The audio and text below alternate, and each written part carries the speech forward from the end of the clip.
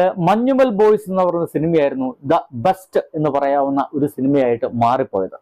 അത് തമിഴ്നാട്ടിലടക്കം അതിഗംഭീരമായിട്ടുള്ള ഒരു പൈസ വാരലൊക്കെ നടത്തിയ സിനിമയാണ്. പിന്നീട് പ്രേമലു എന്ന് പറഞ്ഞ സിനിമയാണ് രണ്ടാമത് നമുക്ക് മുന്നോട്ട് വയ്ക്കാൻ കഴിയുക. ഈ 2024 മമ്മൂട്ടിയുടെ കൂടി ഒരു വർഷമാണെന്ന് പറയേണ്ടി വരും. കാരണം അദ്ദേഹത്തിന്റെ ബ്രഹ്മയുഗം എന്ന് പറഞ്ഞ സിനിമ അതിഗംഭീരമായിട്ടുള്ള ഒരു അനുഭവം തന്നെയായിരുന്നു.